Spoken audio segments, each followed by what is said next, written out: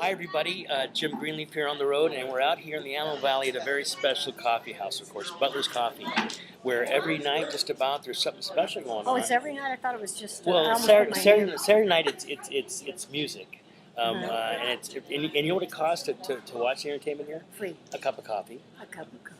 A cup of coffee. That's all it takes. But with us tonight is Tracy Newman, and here's her coffee right here, Butlers. What are you drinking? I just drink, like I always ask for regular coffee with room for milk. There you go. Small. So Tracy Newman. Yes. You've been around a while here in Southern California. I've lived my whole life here. Right, and as you first broke in back in the 70s, I want to say, comedy, 60s? No, it's not 60s. I was a folk singer in the 60s. Outstanding. You know. Well, this is going to remind you of that field. Yes. Doesn't I've it? come back to this in the last 5 years. You know, I've been writing for television for the last 20 years up till about 5 years ago. Right, and doing a lot of writing with a lot of important things. He is coming? Yeah, Oh, he's okay. getting off the freeway. Oh, great. Okay. It took him 2 hours. Oops, that's okay. Here, what is this here? I can edit too, don't worry. Okay, so Tracy, Yes. up here in Palmdale, performing, back to your roots kind of thing in this coffee house. Back to playing coffee houses. Now, let's go back a minute. I'll be an infant soon again. You would, yeah. That's what happens, right? Yeah. It's a cycle. What was that Brad Pitt movie? What was it called? Yeah, I know what What was you're the talking name? about. The name. I can't do Guy's it. name. I know what you're talking about. So a writer for many years. You did a lot of directing for the Groundlings. I was involved in the Groundlings from about from the beginning. I'm one of the founding members. For those of you who don't know, my sister's Lorraine Newman from the original Saturday Night Live cast. Actually, many people who are your listeners or your viewers, both, may not know that a lot of the Saturday Night Live cast is taken from the Groundlings. They know about Second City, but they may not know about the Groundlings, which is an improv company on Melrose here in Los Angeles. We started that with Gary Austin in like 72, really. But in 1975, we built the theater. Right, That's right the there one, in Melrose. Yeah, on Melrose. Same theater there right now. Yeah. And people like Phil Hartman and John Lovitz, and I'm going to name some people that weren't Saturday Night Live, but like Lisa Kudrow's from there, and I'm blanking. That's okay. When I was there, people like Steve Gutenberg. Steve Gutenberg. Right. Well, Phil, of course, was Phil there, Hartman. and he kind of took over things. He was so neat to watch Oh, it was amazing. out on stage. Yeah. It was amazing. Yeah, and Gary Austin, he had a vision. Yes, he did. And he saw it come to fruition. And I want to ask you, so tell me about Gary. What are your feelings about Gary? Well, you know, I probably know Gary too well. There you go. Okay. I love Gary. You know, Gary's like any good friend that you've known for years. You know a lot of sides to the person. So we had a lot of problems back in the 70s. Well, he was kind of headstrong. He was very headstrong, and he used to. Funny thing that Gary used to do was at the end of a show or at the end of a rough evening, he would fire me. Was that did it happen on Kind of regularly. He would fire. Remember Tom Maxwell? Sure. He would fire me and Tom Maxwell. And we'd say, "For what? We're not getting paid here." You know. But it was a wonderful time, wasn't it? Oh yeah, no, it was totally fun.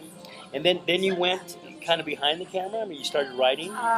Well, that was quite a bit later, but I think what happens in a company like the Groundlings, which is improvisation, is when you do the shows, eventually you start setting the pieces. You know, they may have been created through improv, but eventually you set them, you know, and you write them, and then you rewrite them. And I really, really learned how to rewrite at the Groundlings.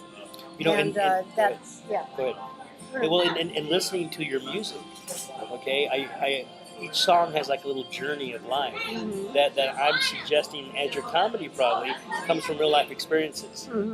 Is that correct? Well, yes and no. I mean, you know, some of it's imagination, but I have to say that I remember something that Tom Maxwell once said to me because he was so brilliant as an improviser, and I used to say, how do you make all that stuff up? And he said, make it up. I'll make it up. I'll remember it. That's right. You know, and a lot of it's from, you know, you live a long time, you have a lot of stuff to say. Hopefully. Do you think that writing comedy material for TV and writing music Does it come the same way, or is it a different process? Well, they're both heavy rewriting. I mean, for me, writing songs is you can have a good idea every day, but if you're not willing to do the work, which is to write the first draft and then try it on stage, or maybe you don't even try it on stage, maybe you just keep rewriting it until you think it's ready, and then you start doing it. I would say a very important point in your career was producing and winning an Emmy for Coming Out. For the Coming Out episode of Ellen, yeah. That was in Tell me about that, 1997. Well, I worked on the Ellen show. A lot of people probably don't know that Ellen had a sitcom before she had the talk show she has now. And I worked on there for about 5 seasons. And it was called Ellen. And in 1996, she decided she wanted to come out. And the studio was behind it, and so was the network. And so that whole season, the whole arc of the season, you know what an arc is, the story arc of the whole season was that she was going to come out on the 23rd episode. So everything we did that year dealt with leading up to that point. It was a very exciting time as a writer.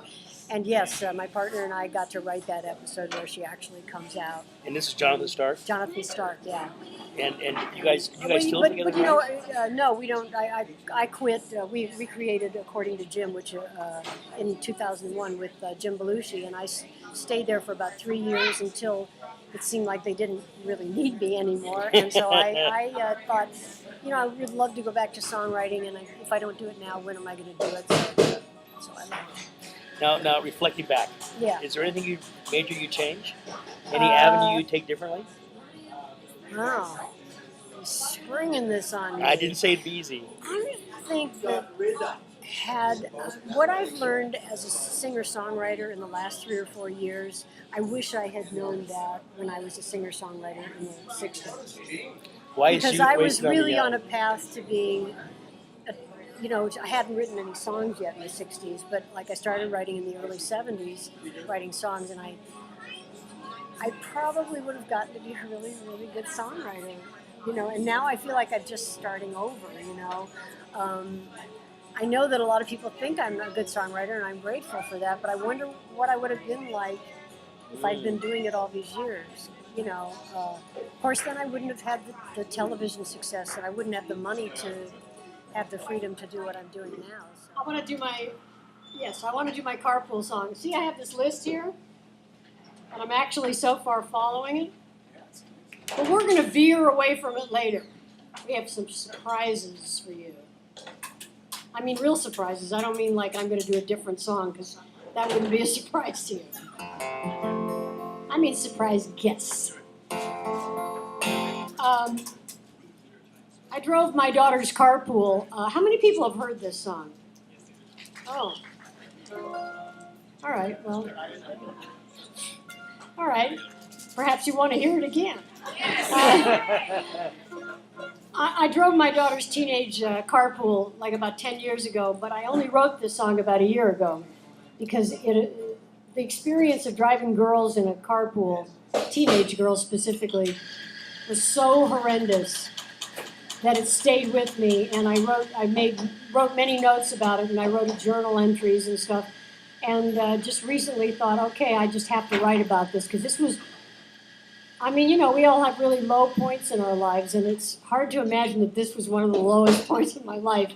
And that includes death.